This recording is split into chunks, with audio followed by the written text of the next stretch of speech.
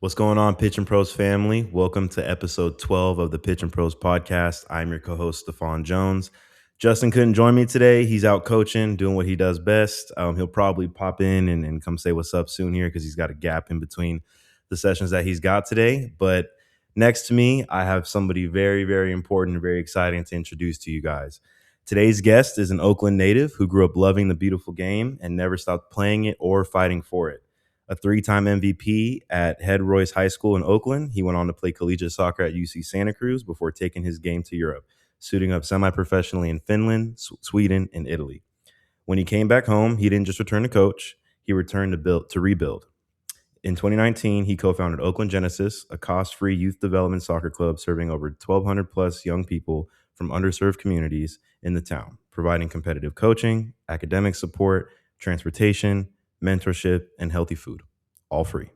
And now he's going even bigger. As the founder and executive director of Oakland United, he's building a citywide coalition to ensure that every kid in Oakland, regardless of zip code, has access to the game they love. In April 2026, he was the voice that helped bring one of the only two FIFA World Cup pitches in the entire country to an Oakland middle school. Recognized this year by the Bay Area Host Committee and Steph Curry's Eat, Learn, Play Foundation as a community champion, this man is proof that the most powerful thing you can do is come back and build for your city. Pitch and Pros family, please welcome Cody Pillon.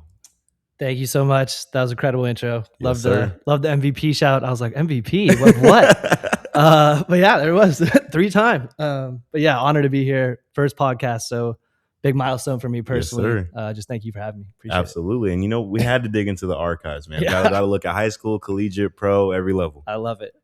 Yeah, man. And we're super grateful to have you. And I want to really start first by just welcoming you again to the show. Thank you. And I would love to talk about Oakland Genesis and the start of that. So I know you co-founded that with your college friend and teammate, Matt Fondy.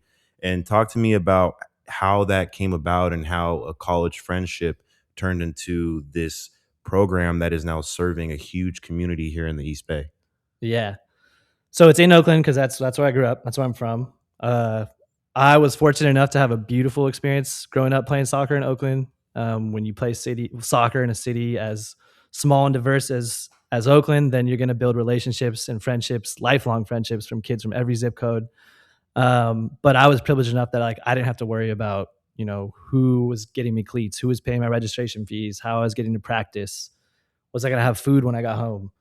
I didn't have to worry about that. I got to just enjoy the best parts of playing soccer in the city. And so I was really grateful for that experience. That led me to go play soccer at UC Santa Cruz, where we met Matt.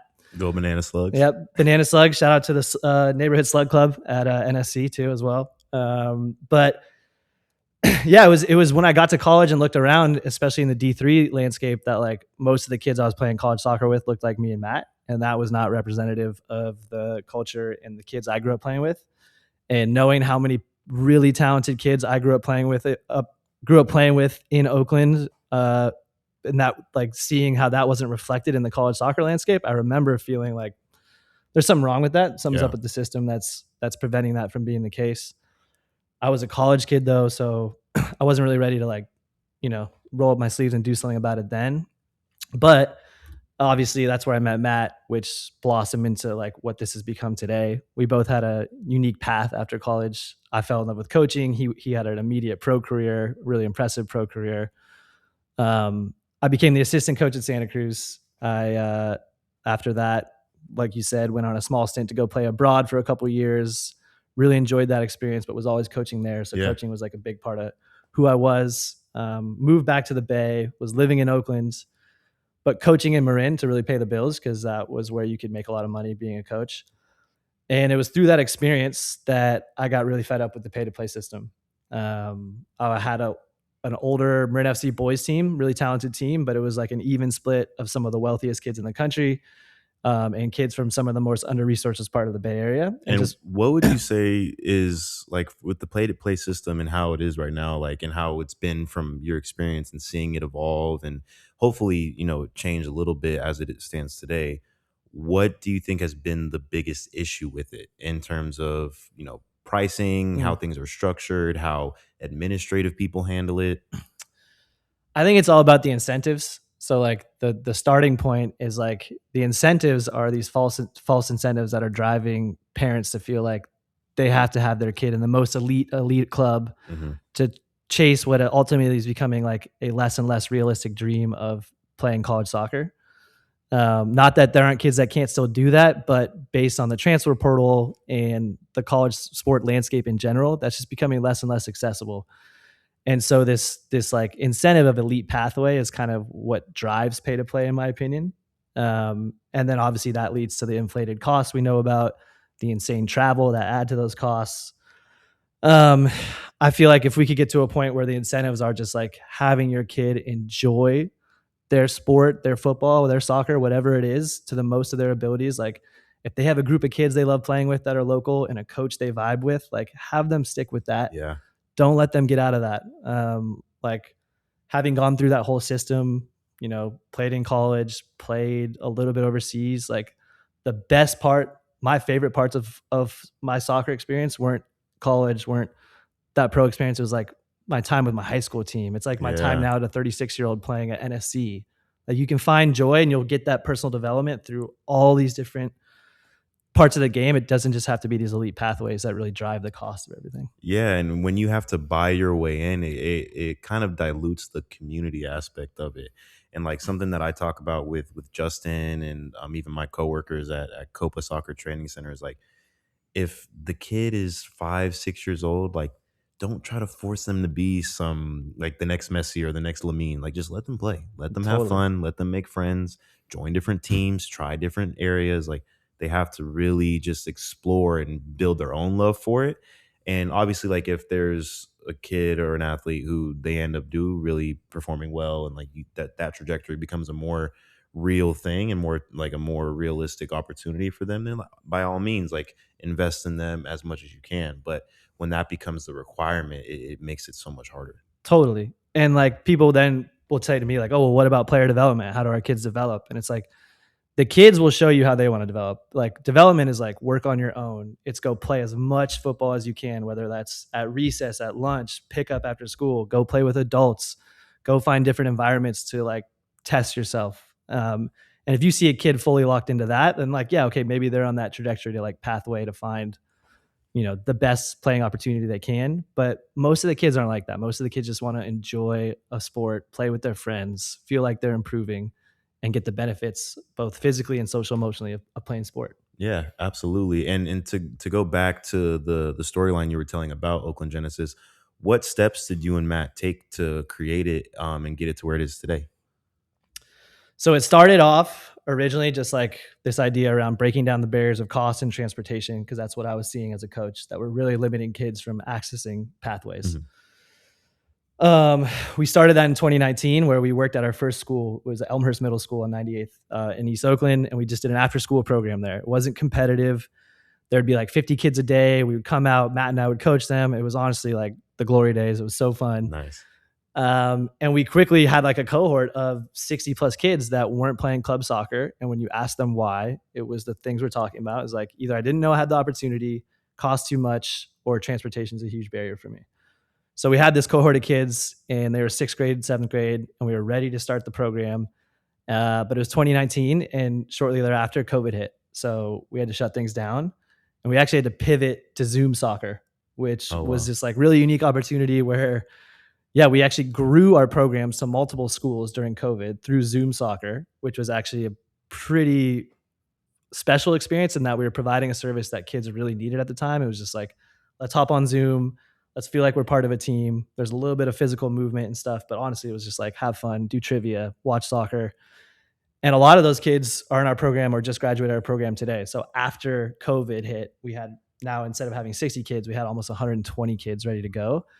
And that's when Oakland Genesis really evolved into what it is now, where it is a college and career pathways program masquerading as a free soccer club. So, Mm. like, yeah, we break down barriers, but more so than that, this is a vehicle for kids to empower themselves through the game they love. And it's really just about like, if you're in that program, we're going to give you the support system you need to graduate high school with the academic eligibility, the life skills you need to follow your goals. Some of the kids, they want to go play pro. We just had a kid sign for the Roots. That's amazing. Some kids want to play soccer in college. we'll help them do that. Some kids want to go to college. Maybe they'll play club ball or something, or just go, Yeah. help them get there. Some kids want to get a job. It doesn't matter the goal. It's just the vehicle to try to help them get there. I love the Zoom soccer point, and I love how, like, regardless of the circumstances, you guys still made it work. Because I think so often it can be so easy to allow those things, like, oh, okay, well, we can't do things in person. All right, I guess we just got to wait until things open up again. You guys were like, no, we can figure this out. We can still work with these kids, like, create that community, have fun, give them things to do after school, after they're, online, sitting at their computers all day learning. Like, we can teach them even more, but also keep them active. So I love that you did that. And, like, the resources that you provided for them too is so important, because my dad, he used to work in the Vallejo Unified School District for a while, and he was teaching 8th grade at the time. And I remember there was a student who, like, everybody in the class needed Chromebooks, or like, I think there was only a certain amount that the school was able to provide, and then I think there was a few other students who, like, either had to bring them on their own or they weren't provided them. And I could be wrong about even the Chromebooks being provided. I might be mistaken about that, but I remember one of my old laptops. My dad was like, "Hey, where's your Lenovo?" And I was like, I don't know. I don't know where my Lenovo's at. I got a MacBook now, man. But then I dug in the closet, I found it, and come to find out, he had gave it to one of his students, Yeah. because his student wasn't able to complete the online homework, or, like, attend his Zoom office hours after school. So the fact that you, Matt, and your team still found a way to give them resources, help them with the transportation, keep them involved, like, I think that's amazing. Appreciate it. Yeah, absolutely. And something that I was really impressed by too is I saw that, among the group of kids in the program, the average GPA was 3.7. Is that correct? 3.3. 3.3. Yep. And that's still higher than the Oakland Unified School District Yeah. average, correct? Well above. Yeah. Yeah. Definitely somewhere. How were you guys able to do that? So if you were in the Oakland Genesis Academy, you're making a strong commitment to academic support. So basically, it looks like your average club team, except for the differentiators are it's free. There's transportation to and from every part of the program. But the biggest difference is before every practice, you're in the classroom for an hour and a half. Nice. Every team has what we call an academic coach, which is essentially a teacher, and they're responsible for the educational journey of their team of players. So they're the ones that facilitate the classroom session, and that classroom session really focuses on a lot of things, but like making sure your existing homework is done, academic skill building, goal setting, so you can understand like what is it you maybe want to do after your high school career, or how do we prep for that, right? Yeah. And then if you're in college, there's a lot of college and career pathway work. So like, are you taking the tests you need to take? Are you submitting your college applications and essays on time? How are you thinking about where you might want to go to college and what could be a good fit? So that all comes together in our academic support program. And then after that, they hit the field. And so like the goal for that program is to get kids to take that confidence that they have on the field and be able to feel like they have that in the classroom. Because I think, especially in a big school district like OUSD, it's really easy to get left behind quickly. And once you get left behind, you don't have confidence. And once you don't have confidence, you don't want to play. Same thing like soccer, right? Yeah. So if you feel prepped going into school the next day, that's like a much different thing. Then it's the same thing with soccer. If you're about to go play a big game, you don't feel prepared. You're like, I'm not too stoked to go out here and suck. But if you feel like I'm going to go crush it, then you're ready to go to school and you're ready to do well. I think that's sort of the secret sauce of the program. Oh, 100%. And what was, and forgive me if you already said this, but what was the teacher to student ratio for that? And how did you guys develop the curriculum that they would do during that hour and a half in the classroom? Yeah, the teacher to student ratio is essentially every Oakland Genesis Academy team has a roster of 26 max, and that's one teacher, one soccer coach who supports the classroom, and then usually we have an assistant academic coach or individual tutors also supporting that classroom space. The curriculum has been something we've been building from day one, and is candidly probably the most challenging part of our program is to figure out you're convincing kids to go to school after school, which is a challenge. Like if I was in high school, I know that I wouldn't be like, yeah, sign me up. Let's go to school after school. Yeah. So you need to have a curriculum where kids feel like that hour and a half is actually worth their while. And so we've taken years to get that to the point where we feel like we have something where it's not too burdensome, but we have all the support you need to get your work done. And if you want to raise your hand and ask for an additional support, we'll try to make that happen and make it as efficient of a time spent in the classroom as possible. Not just like, let's just go check some boxes after school to say we're doing academic support. Let's make this worth your while. So that I'm not going to take credit for that. Matt and I were not academic people. We're just soccer people. So we've hired some incredible staff who have helped us shape that curriculum over the years. And that's like credit goes to them for that. I actually really appreciate you making that distinction, because I think something that's important for a lot of you at home to understand is building the right infrastructure requires bringing in the right people, Yeah. and like also knowing like where your weaknesses and where your strengths are, right? Like with how I curated the team that we have for the podcast, I know I'm the marketing strategy brain behind everything. Right. And then Jeremy is the creator who does amazing filmmaking. He knows all of the technical stuff about the mics, the cam, the post production, and then Justin, he's the face of everything. He has the audience, he has the support, and so when we all come together, it's a perfect medley and a team dynamic that helps things go. And so the fact that you acknowledge, hey, we brought in the right people to help build the curriculum. We really help with coming in on the soccer side. Like, I think it's important to make those distinctions. So I appreciate you sharing that. Yeah. Appreciate that. Yeah. And what's also cool too is, in addition to like the academic support that they're getting and the soccer training that they're getting, they also get to have fun moments, like when Steph came from on behalf of the Yeah. Learn Play Foundation to just hang out and give them food and resources and do the reading lessons and things like that. So talk to me about that, how that relationship came about and what that day was like. Yeah, so Eat, Learn, Play has been a supporter of Genesis for years now. They have an incredible team of folks who obviously do like just in such good work in OUSD to support the reading initiatives, nutrition, and play, obviously, which is where they got involved with us. How that day came about was there was a need for basically a CarMax social impact event, and they wanted it to be soccer. And so they reached out to us and said, can you help us facilitate that? I said, absolutely. Sounds like awesome opportunity, not only for our program, but for Elmhurst, which is our first ever school that we've worked at. So we set up a surprise where Steph was the kids didn't know it was happening. Yeah. He came out, popped his head out of a bus. He's like the Eat, Learn, Play bus. The kids like, oh, Steph Curry. Then we hit the field and he really played for like almost an hour, just mixing it up with the kids, just being who he is as just like an incredible role model. I was so impressed by his ability to like really interact with adults and kids, just like ask their name, learn stuff about them, not just some fake like, oh yeah, what's up? Like really, really connect with people. And a funny story there was, I remember like leading up to it, like Steph, he could be a referee max. Like we don't want him touching a ball. And I get it. You don't want Steph like tearing his ACL at Oakland Genesis summer practice. That for me, diehard Warriors fan, that'd be devastating. My whole friend group it'd be a problem. But immediately, being who he is, like once the ball rolled out, he was like, all right, let's play. Let's mix it up. Yeah. So he's out there, he starts juggling. His handler comes over and is basically like, he can't play. And I was like, I can't tell him. Like, you want me to be the one to tell Steph not to play? You can tell him. And she's like, I can't tell him either.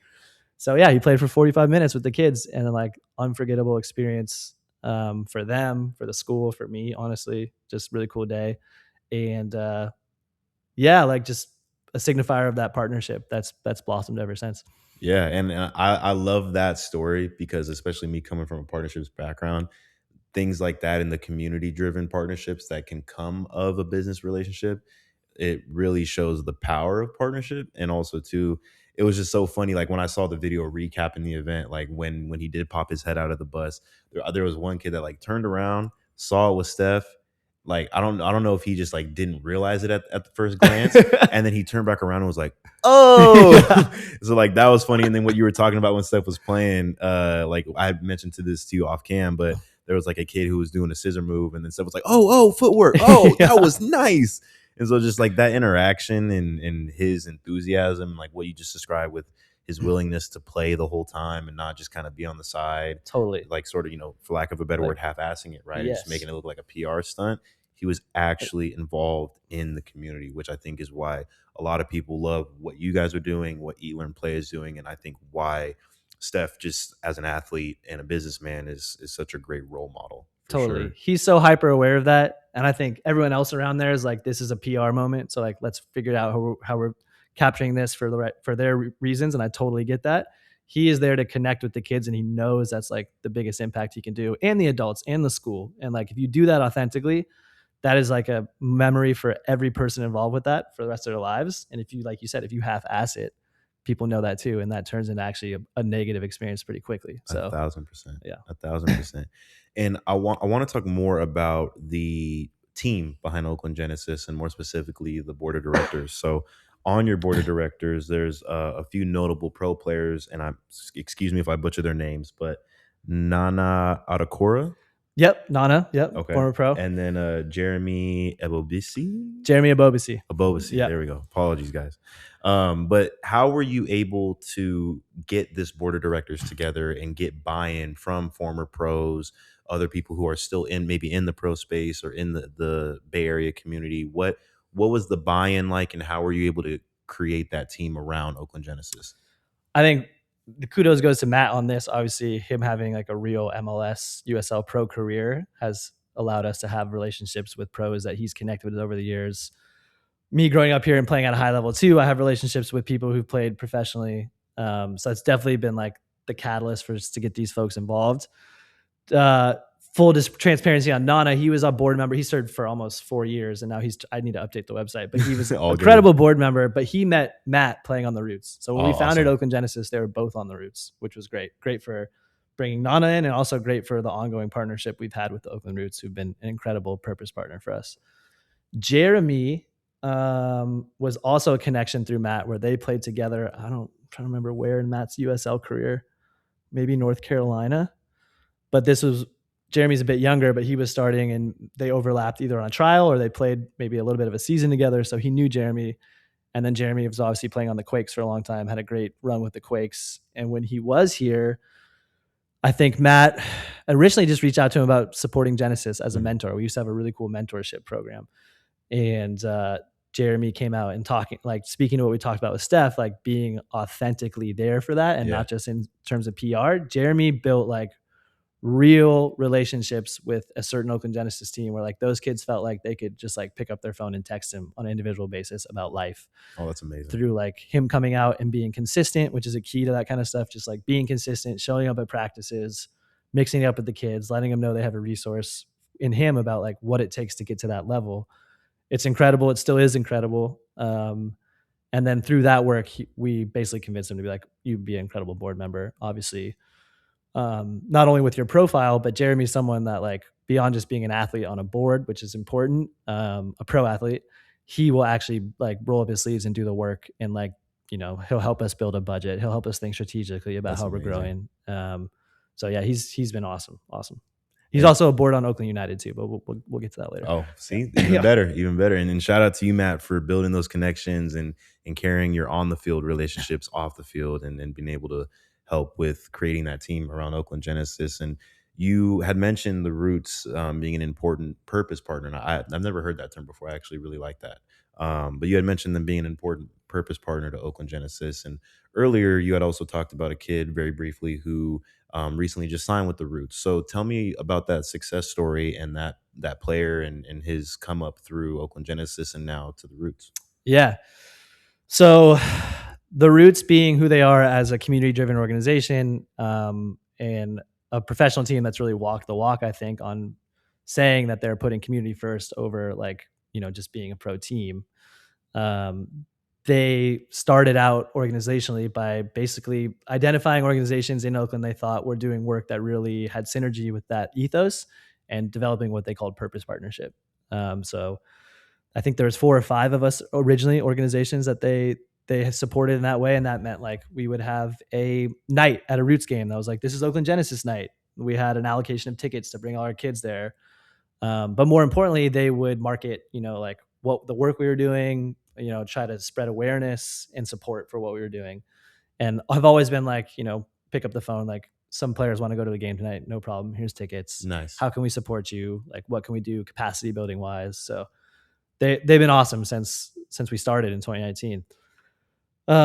In terms of our connection to them now, Nana, being the director of soccer at the Roots, former board member, has always helped us get our players into their player development pathway. So a big thing for Genesis as a club that doesn't turn away players. We don't have tryouts. It's not based on talent, right? If you're committed, you can have a spot on the team. sometimes that can mean that like the level of competition that our teams can get to is only so high Mhm. because we're not just like turning away players and looking for the best. Right. But we do have really talented players. So when we have them, it's like, what's the next step? How can we help them get to that environment where they're going to develop? And putting them into the Roots player identification, player development system has been a huge part of that. So if you're a baller in Oakland Genesis on the boys side right now, hopefully we get a girls one going too from the Soul. If you're a baller boys player, we will put you into their player development system. If they like what they see, they'll put you in their basically development team, and then you have a pathway directly to their first team. And so Jonathan Polio, a Fremont High kid, great kid, I should say reverse. Great player, better kid, just like great character. He joined OG his junior year, and just like things blossomed from there. We got him into 510. I think he signed for the El Salvadorian U21 national team here recently, and then also more recently signed a first team contract with the Roots, which is just the power of like access. He wasn't playing club ball before that. He brought over a huge cohort of Fremont High kids who were awesome and helped like put together a really good boys senior team. And through that, it just took off from there. That's incredible. And speaking of access, you were recently part of a new development with U.S. Soccer and the Soccer Forward Foundation with the FIFA pitch that they built at Montera Middle School. And if I'm not mistaken, that's one of only 2 in the country Yep. FIFA branded pitches in the U.S. And tell me about how you got involved with that, and then also just what that means to you, having involvement with one of the only 2 fields in the country like it. So U.S. Soccer Forward is the new philanthropic wing of U.S. Soccer. And their whole initiative here in 2026, both before, during, and after the World Cup, is developing soccer forward communities. And part of that if you are a soccer forward community, like the initiatives within that are developing spaces to play, getting more girls in the game, increasing overall access to the game, coaching development. I'm probably missing some more, but it's just like making it a beautiful soccer community. So when they selected Oakland, we were really excited, and we got in contact with them, and they talked about having Oakland Genesis and Oakland United be partners within that ecosystem. And they said, hey, we have the opportunity to like put a FIFA field in Oakland. Let's ideate on where that could go. Mm-hmm. So we reached out to OUSD and we talked through potential sites. Montera was the only middle school in OUSD at the moment without a turf field.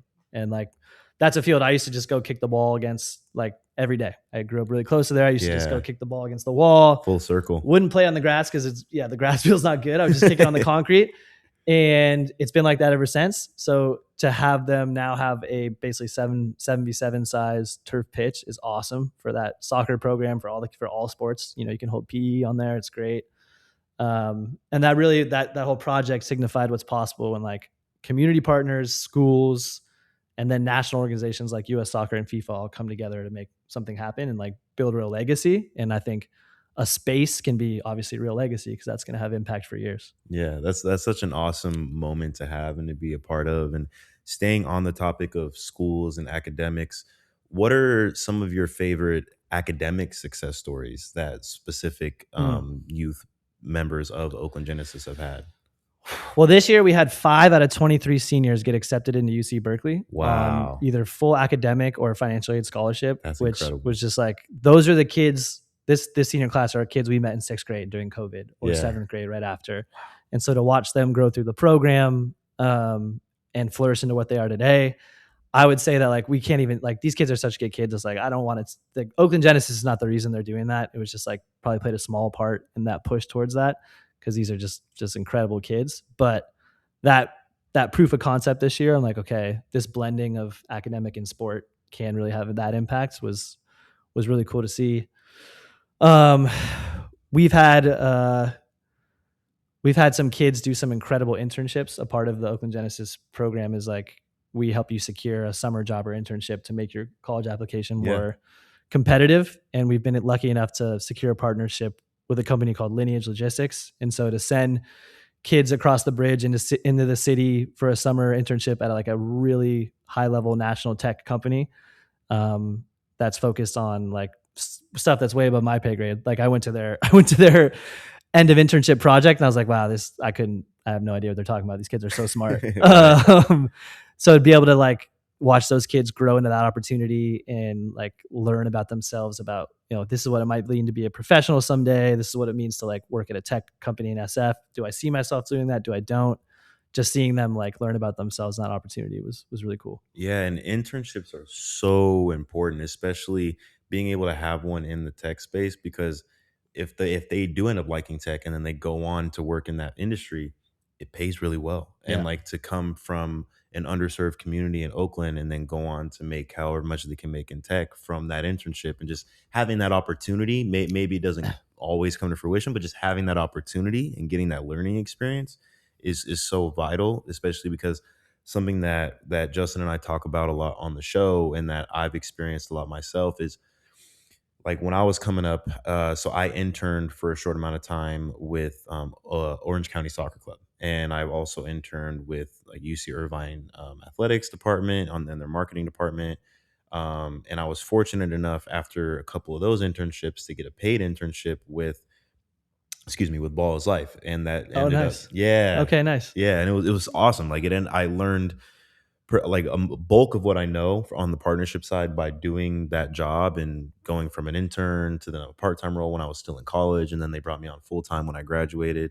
So just internships are so important, especially in sports, music, and entertainment, which Mhm. is something that I will continue to scream from the rooftops. And out of curiosity, totally fine if it wasn't, but just out of curiosity, were those internships paid offerings or? Big, yeah, very well paid. Like I think the first year they had to dial it back, but I think the first year they made like $6K for a summer, Wow. for 2 months, and then they were like, okay, they were like getting paid as much as like the MIT interns. So like I think the company was like, okay, we're gonna dial this back. The MIT interns like what?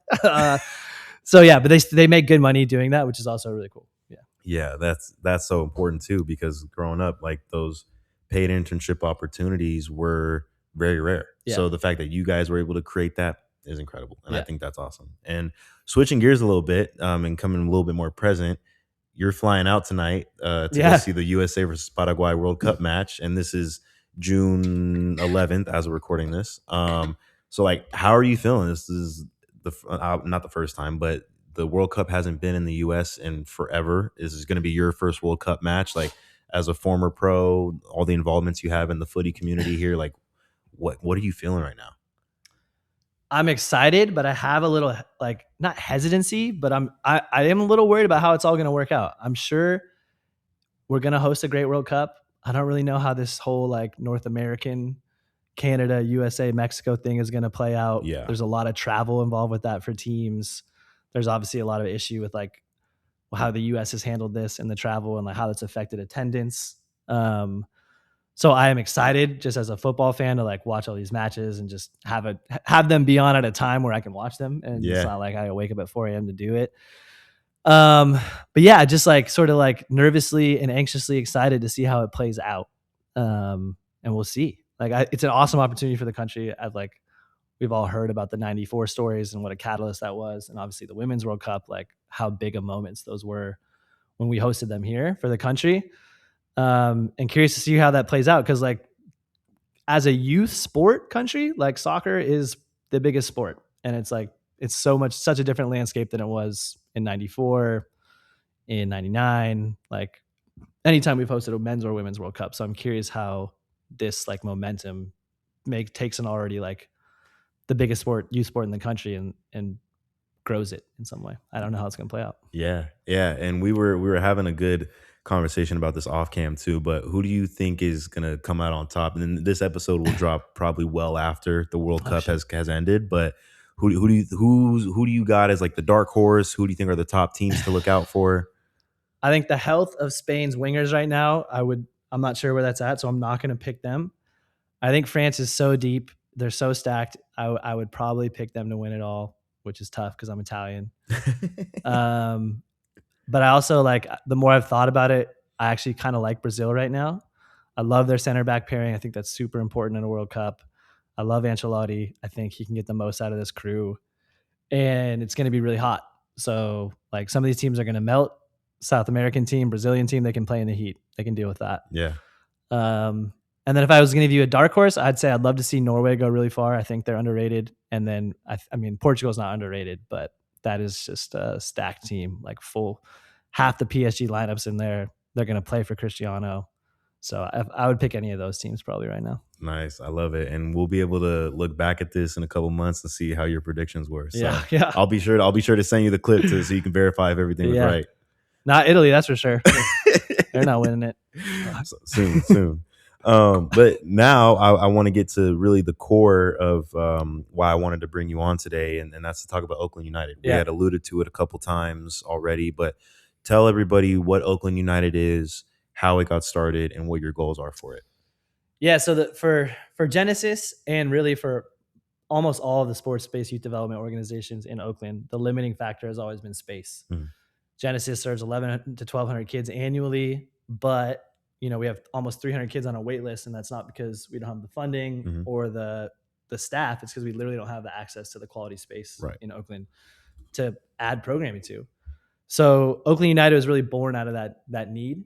And there are opportunities all throughout our city to reimagine public spaces that like I grew up playing on that were bad back then and are maybe worse now, and think about why those spaces can't be just as good or better than all of the cities around us public infrastructure, and then use these like renovated, beautiful sports infrastructure facilities to not only like drive aesthetic outcomes and sport outcomes, but like real holistic outcomes. So if we build beautiful fields, can we empower organizations like Genesis, like Oakland Soccer Club, Oakland Lacrosse, Oakland Dynamites football, all the orgs doing the great work to increase access to their programs through these spaces and drive holistic outcomes through these spaces, like things like violence prevention, academic success, mental well-being, healthy living, career development. All these things can be driven by these spaces, but we need them to do that. Yeah. And so that's Oakland United's task, is to, renovate and steward excellent spaces so that programs like Genesis and others can grow into them. Yeah. And what would you say have been the biggest differences from building Oakland Genesis and like the tangible things that you did to create that in comparison to building Oakland United? Genesis was built out of something I knew really well, right? Like it was rooted in soccer. And Oakland United is built out of like a need I know really well, but the organizational task of renovating fields and navigating city politics and collective impact through basically partnership integration and making sure that people really do feel like Oakland United is a rising tide that lifts all boats in their boat is a whole new ballgame for me. So I'm learning a lot. I'm learning a ton. I'm really proud of the team we've put together to get this going. And I think like with this World Cup moment, it's a big task ahead of us, but it's going to happen. But it is way different. I do feel like I'm learning on the fly in terms of like, what I need to do as an executive director to execute this. What would you say is the biggest learning moment you've had so far? I think obviously this sounds dumb saying it now, but like obviously this was rooted in helping programs like Genesis, Oakland Soccer Club, gain access to more space. But it so quickly became clear that those programs need space, but all programs need space. So like going from like a rising tide lifts all soccer boats to a rising tide lifts all sports-based youth development boats was like sort of the big pivot that I think unlocks how this is possible in a city like Oakland, where you don't want it to be an us or them scenario. You want it to be like, this is for everybody.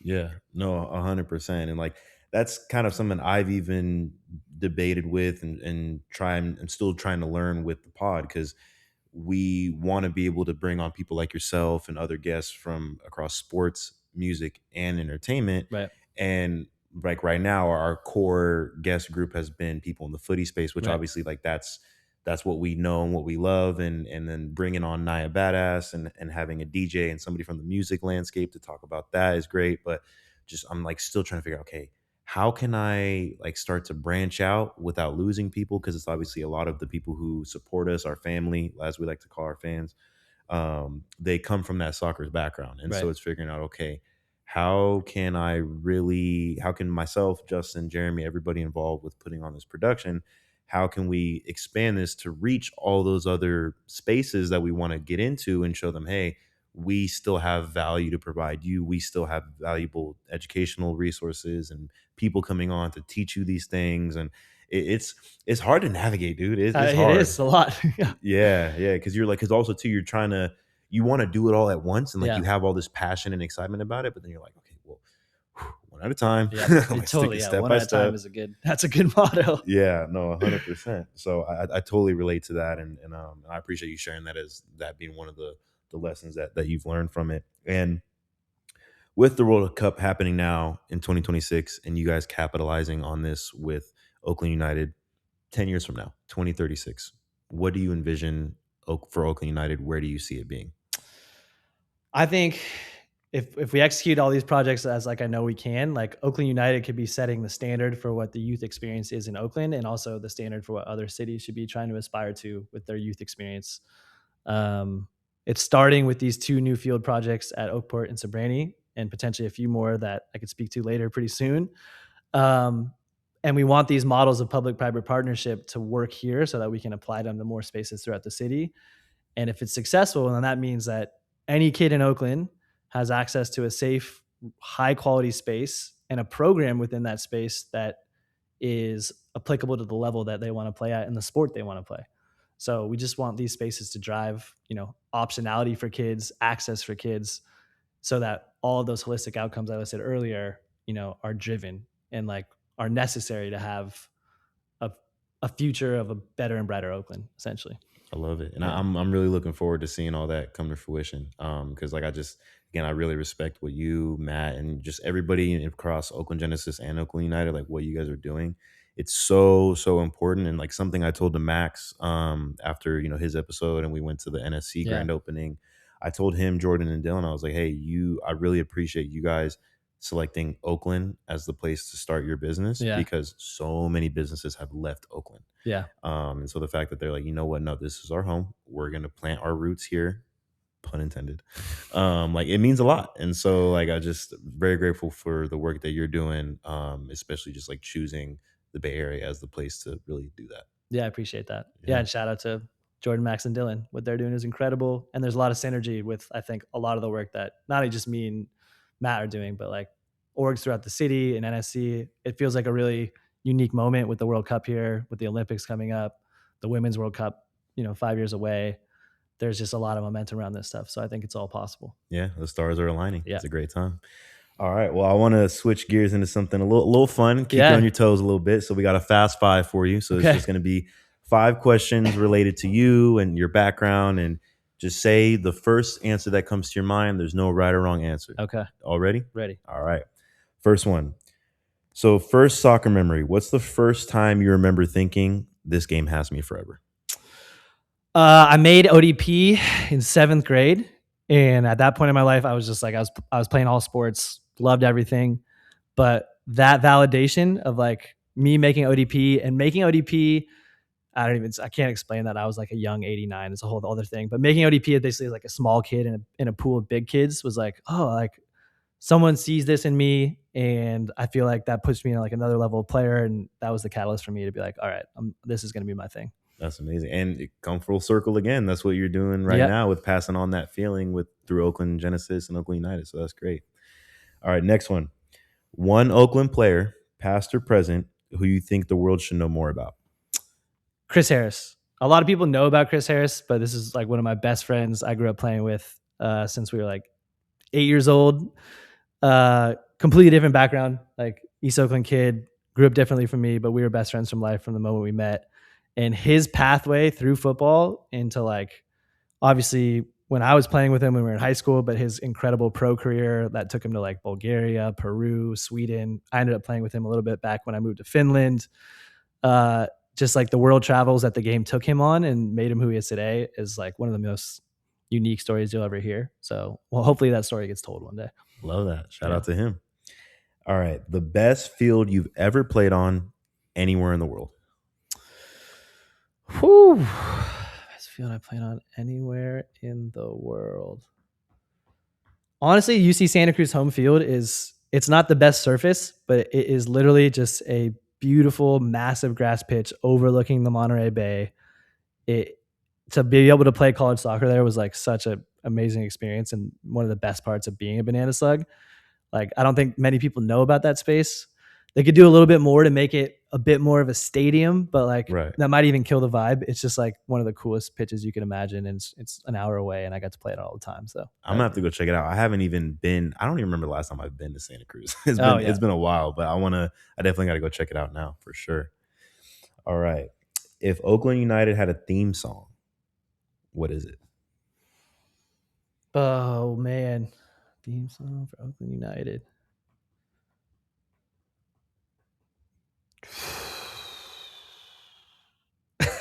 Can I think about that one? That one's tough. Yeah, it's a hard one. What's a good shit? It's on the spot. I can't think of it.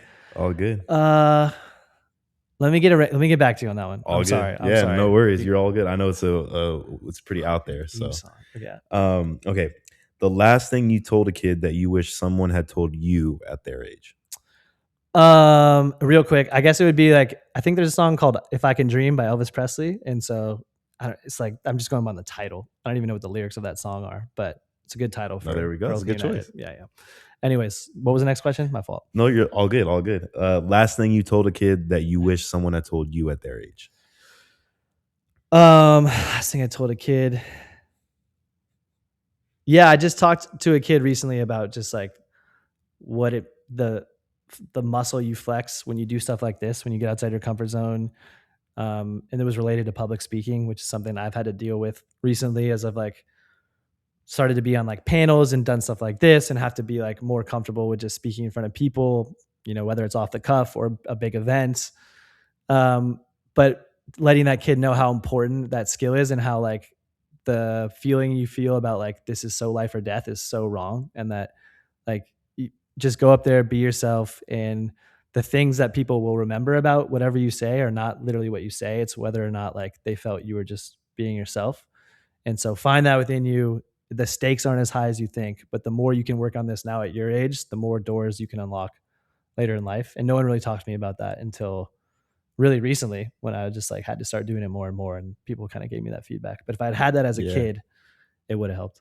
Well, that's a gem. I love that. Yeah. It's amazing. And so this isn't part of the Fast Five, but we always like to get towards the closeout of our show. We love to ask the same question to all of our guests. What is your pitch to our Pitch and Pros family out there on how they can become a pro at building a nonprofit and supporting their community? Authenticity is like the number one thing you can do to build any type of organization that's going to support a community you live in. If you do it for the authentic reasons and you build relationships authentically, then things will grow. If you try to go about it for PR or like image or anything else like that, I've seen that work against people so quickly. But if you just try to get into it and like build trust, build relationships, and be a good person, then whatever you do will grow, whether you're like a pro at building an organization or you've never done it in your life. I think, especially in the nonprofit space, authenticity is the number one thing you could do. Always got to be yourself. I love it. Yeah. Couple more for you. The last thing, who do you really want to see come on the show next? But you have to help us get him on. Let's get Chris Harris on the show. Would love to talk to that guy. This is the coolest story you've ever heard. Yeah, I'll get him on. There we go. I love it. Yeah. I love it. Last thing, again, this episode will probably be coming out in a few months, but let people know where they can find you, where they should be supporting, and what you got going on next. So Oakland United is what we're building here in Oakland to try to create safe and excellent spaces so that we can empower programs like Genesis to increase access to their programs. You can check us out at oaklandunited.org. We'll have some events coming up this summer. If you're local in Oakland or in the Bay, check it out on our website and please stop by. And yeah, my information is on the website. So if you hear this and you want to learn more about like any of the work that we've done, I'm always happy to chat with people who are either want to support or build something similar. Love to chat. So reach out. There you go. Reach out, everybody. And thank you again. I appreciate you coming on the show, my man. First pod. Yes, sir. Great First stuff. Pod in the books. Looking for another one, you guys. But ladies and gentlemen, that concludes episode 12 of the Pitch and Pros podcast. As always, you can find us on Spotify, Apple Podcast, Amazon Music, anywhere you listen to podcasts. If you love us, if you like what we're doing and you want to be part of a more close-knit family with us, subscribe to our Patreon, where we're building a closer-knit community, providing more resources than what we do on our YouTube and all of our other channels. Be sure to follow us at Pitch and Pros on all social, and we'll see you in episode 13. Thanks, everybody. Thank you. Good stuff. Good stuff. Good work. Yes, sir.